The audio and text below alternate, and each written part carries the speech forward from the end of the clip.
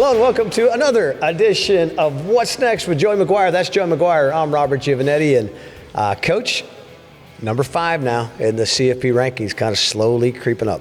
Yeah, it was awesome. I mean, I watched it last night. We're in a bye week, so we got to go home relatively early for us, and we're sitting in there, and Garrett's over at the house. Reagan has been here for a week now, and Debbie's in there, and Tara, and we're all just kind of going through and listening and seeing where we're at, and it's good to listen to because for us it's awesome to be number 5, and then for me, I'm a football fan, so I love the debate on what's going on right now, and it's some of it's kind of interesting. Do you kind of have going in a pretty good idea where you guys going to be? Did you think maybe we'd creep into the top 4?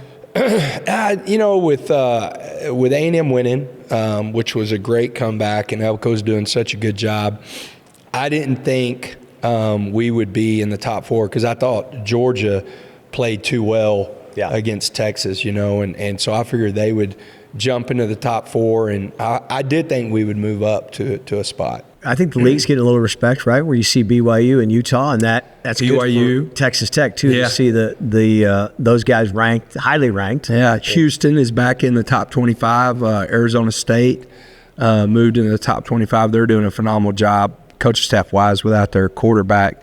And so it's good for the Big 12, and then it's good for us because you look at we've got wins against number 12 and number 13, and then Houston, which I think maybe 22. Yeah, so right. So that's good for us. Yeah, when you think about where you guys are, that Arizona State loss at the time seemed devastating. But you said, hey, let's not let this define us, and how do we go forward? I'm not sure it'd be any different, right? If we had lost that game I would won that game against Arizona State. The only difference is we're probably already qualified. Yeah, we'd already be in. We kind of feel like we've been playing in the playoffs ever since that game. Right. We don't have any room, and it's the same. We're not done with the season. We have no room for error. We've got to go play great against West Virginia at West Virginia to be their senior day. And they're playing better, so it's going to be. We got to finish off. Take care of business. Probably be cold too, and wet. Yeah, I think it's going to be maybe snowing a little bit, and somewhere between 32 and 36 degrees. Perfect for you. The heat's in the tools, man. Go to work. Let's go to work on that. Are you a scoreboard watcher? Will you watch a lot this weekend to see what's happening with the teams behind us? Yeah, I'll pick some games, definitely. I'll sit on the back porch and watch a whole lot of football, and watch a lot of our conference. I'm a fan of the Big 12 and the coaches in this conference, and so I'll watch a lot of our conference. Definitely watch the BYU Cincinnati game, and watch some other. I know Oregon and USC play, and so there's going to be some good games, and I'll definitely watch those games. Yeah. I love the fact that Big Noon is going to Cincinnati for that game. And again, it shows you the league is getting maybe some of the respect that was lacking earlier in the year. Yeah, it's good. We've had a couple of Big Noon games. We've had a couple game day games. I mean, I definitely think that they're seeing that you go into Utah. That's a great atmosphere. There'll be a great atmosphere in Cincinnati. It was a great atmosphere, of course, here for game day. Definitely. You could see the difference whenever, because I watch, that's the first thing. If you're playing a 2:30 kick or a late kick, so like last week, whenever we got up, we have game day on, so you could see the atmospheres compared to, our atmosphere. I thought it was incredible what we did, and it was a lot of fun.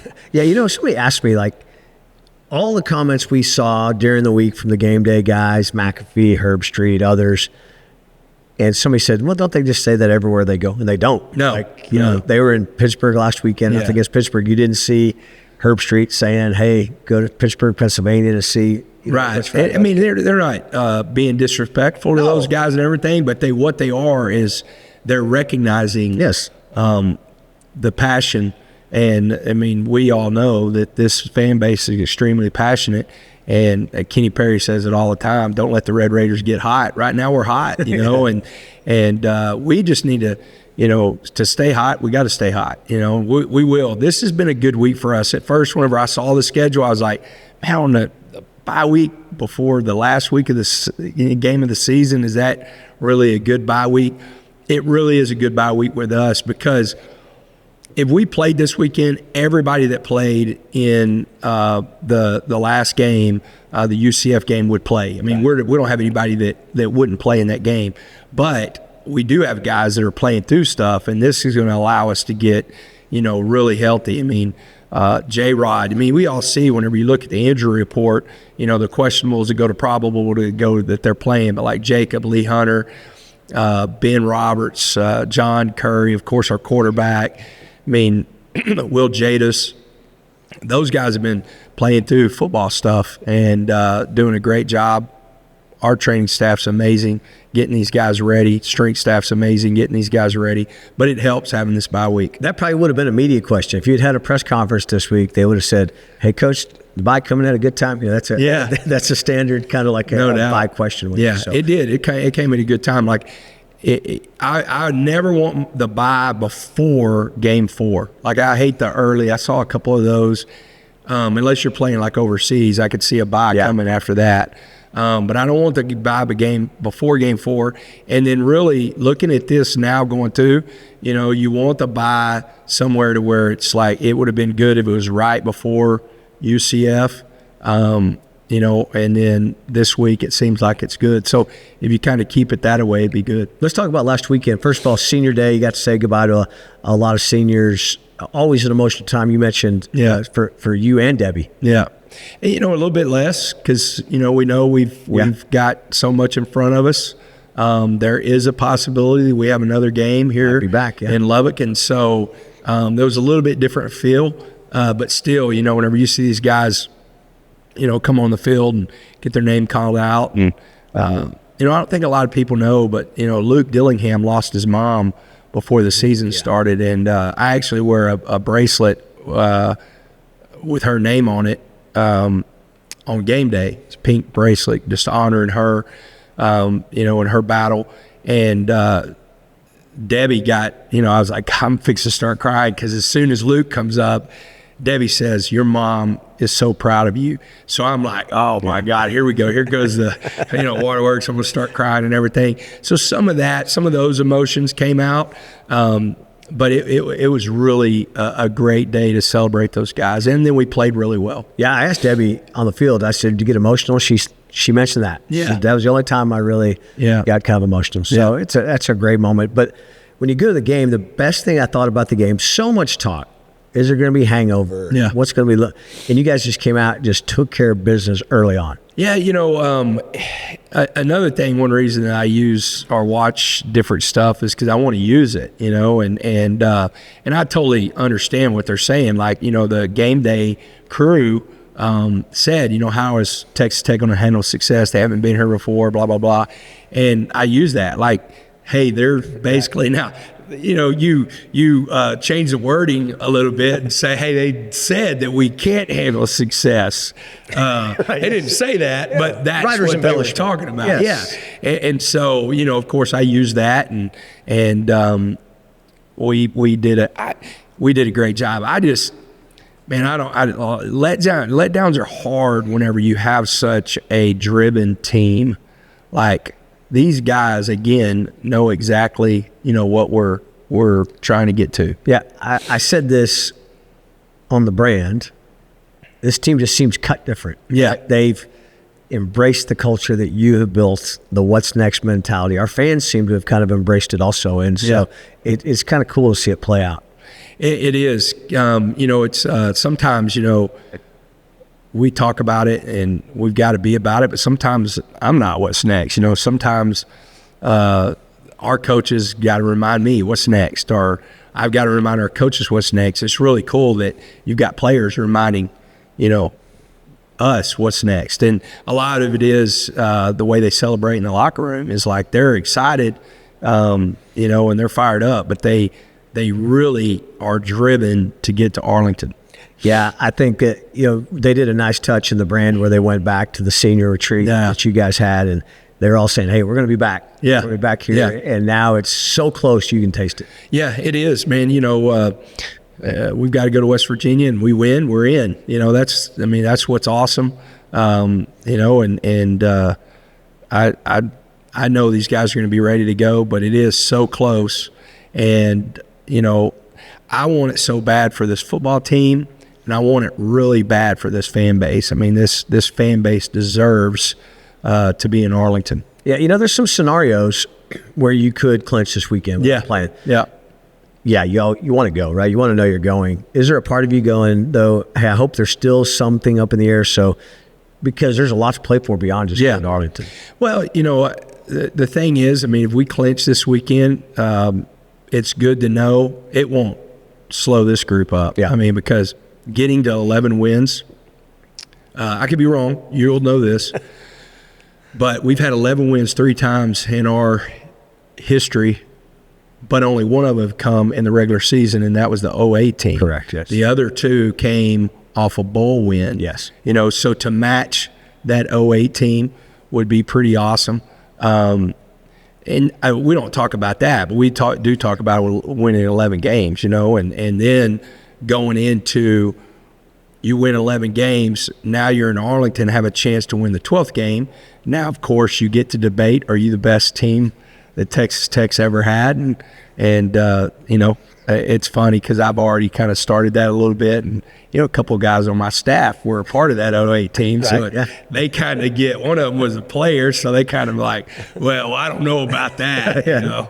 I said, well, it would be awesome because that O-line versus this D-line would be a fight. And you're talking, man, because you got pros. Like, you think about that 08 O-line and this D-line, I mean, you're going to have guys that played in the league for a long time. That would have been an epic battle, right, to have those 2 lines go up against each other. You know, ask Rodney, sometimes Rodney Allison, who was on one of those teams that we talk about in the debate, the 76 team. In the past, he's always said, we'd whip this team's butt or something. I haven't talked to him about this year, but I think even Rodney would have to admit this team here is pretty salty. Well, I would say Rodney's a gamer, and he'd be pretty tough to tackle, but I don't know if he'd want to see those 2 edge guys. I don't think Rodney would want to face David Bailey coming at him or Mello on the other side. No, I don't think so. I think he'd be like, Rodney had a good offensive line too. That was no doubt. That like was it, good. yeah. And that guy. I mean, again, you know, that's the thing. I mean, that team and the 08 team, and I know there's other teams don't want to take it, but you know, you're one game away for actually playing, you know, probably for the national title. I mean, the Rodney's team, that team, if they don't get beat by Houston, then they're in the conversation of winning a national championship. You know, the really great thing about, and Rodney talked to your team before the season, and that team playing Houston, both teams ranked in the top 10. Houston's first year in the conference. All we have to do is tie that game. Yeah. And there's still a couple games left, and at one point it's 27-5. Houston's ahead, and Rodney leads kind of this comeback. It's 27-11, 27-19. Get the ball back, drives it down the length of the field for the chance. They weren't playing overtime back then. If they tie, though, and he talked to your team about, I think that one every moment. Day about that moment that we, you know, the interception. Yeah, we talk about like no regrets. Like, let's not have any regrets. You know, we actually talked about that yesterday because we had our walkthrough. You know, and I played him a video of Nick Saban talking about the standard is the standard, you know, and reminding them, like, look, we're fixing to go do a walkthrough. There's our standard, even though we don't have a game this week. Don't go out there, you know, jacking around. And it was a great walkthrough. They were locked in. Again, all I have to do is say something to like a Lee Hunter or a Jacob Rodriguez, you know, and they're going to make sure that the team's locked in. Yeah, they're going to listen to those guys. Yeah. So it doesn't worry you either with a weekend. They're going to be kind of on their own, right, this weekend. They need it, man. They, you know, like I know Barron and Cash Cleveland and Mitch and Howard. I think they're, you know, going to Eastland and going hunting. You know, I think like I was talking to Trey Jackson and I'm going to go watch some, of course, like I think I'm going to watch Sock in Mount Pleasant, and Trey goes, I'll be at the game, and you know, just different people. I think, you know, just they need to be able to, you know, they'll have Friday, Saturday, and then we'll be practicing on Sunday. I don't know. Can we talk about J-Rod's weekend? I mean, Matt Dowdy over here. He almost played spoiler. in a bad way. Like, no, you can't talk about I know. Yeah, he made a face, didn't he? I said to Matt, you got to watch Dowdy, man. He kind of made a sour face like he'd had bad milk or something. Should we talk about J-Rod? Yeah, I think it's awesome, man. You know, here's what's cool. Before I came down here, I'm watching, West Virginia, Arizona State. In the background, you know, I've said this before, I've got Barstool going on right now, and then I'll flip it over to McAfee because they're talking sports, but they're talking college football. And it was pretty cool. They were actually talking about Jacob Rodriguez and how he deserves to be in New York. But they were saying how we are really trying to push that campaign like all schools do. Yeah. And so, I mean, he's going to be on Big Noon. Yeah, in person. In person. And I mean, I think that's awesome. I think it's awesome for Fox to recognize that. I think it's awesome for our conference, our commissioner, whenever it comes to exposure and, really pushing the envelope, thinking outside the box. I think he does an absolutely incredible job. And so him helping with that and Dowdy helping with that, I mean, I think it's going to be really cool. Emma's going to be with him. The joke that we kind of have is she's the Taylor Swift to college football. That's what I told her. She's our Taylor Swift. Yeah, she is. She definitely is. And so, I mean, I think it's great because, again, everything that's being talked about in college sports, sometimes so negative because of the change of the NIL and all this stuff. And this is such a great story. Yeah. I mean, it really is. It's such a great story. So he'll be in Cincinnati on the ground for Fox Big Noon. I think that's really cool. Yeah. We're actually meeting later this morning to talk about some other ideas we've got for Jacob that we can do to maybe kind of promote it being in the mix. It's just great to be able to even talk about these things. Yeah, it is. And I look at it again like, let's really dig into, what the best players in college football are doing. Because I don't think I don't think enough people are talking about the Missouri running back. They're talking about other running backs. They need to be talking about him. I mean, he's leading the country in rushing, against and playing some, really good football. So whenever you look at stuff like that, we've got to get away from just the quarterback position. I mean, it was awesome that Travis Hunter won it last year. Right. That's a generational player, and I think we got one more game left. If Jacob goes and does what Jacob does, the stats of the regular season are going to be very comparable to get him to New York. It's just crazy when there's a big play and you look up, he's generally somehow involved. It is, and I know I told the story in the press conference, but literally the other day, whenever I said, hey, look, let's get the ball back and score before we go into halftime. And the dude intercepts the ball and says, okay, coach, here you go. And Cole Wisniewski is just looking at me, and then John Curry's like, oh, yeah, he's cheating. There's this, people love and respect Jacob, but they also like to take little, mess with him also too, especially the mustache crew. They've got, it's kind of funny how they react to him. They were messing with him before he went on to the media on Saturday, and it's good, kind of probably keeps him grounded too a little bit. It does. Right? Yeah, it does. And it's awesome, but that group, and you add Cole in there because of what he's doing and what he's done all year long, but if you look at Jacob Rodriguez, Ben Roberts, John Curry, and Cole Wisniewski, those dudes are tackling machines. Yeah. And I told Ben the other day, I said, man, I was in the equipment room. I was walking through the locker room. I saw him. I said, hey, man, you're playing at such a high level. I said, it's kind of crazy. You're not getting talked about a lot because of Jacob Rodriguez. But, man, he is having an absolutely incredible year, and it's really cool to see because he had such a great redshirt freshman year, freshman All-American.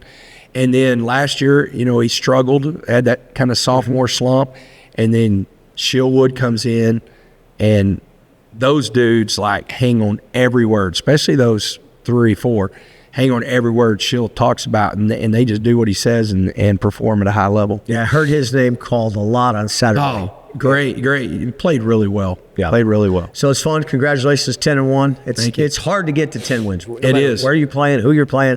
10 wins in the regular season is hard. You guys aren't finished yet. Congratulations on 5th in the CFP. A lot more to play for. A lot more to play for, man. We really do. I mean, it'd be awesome to have a game here, but we really do want to get in the top 4. All right. For Joe McGuire, I'm Robert Giovanetti. That's been What's Next, Wreck 'em. Wreck 'em.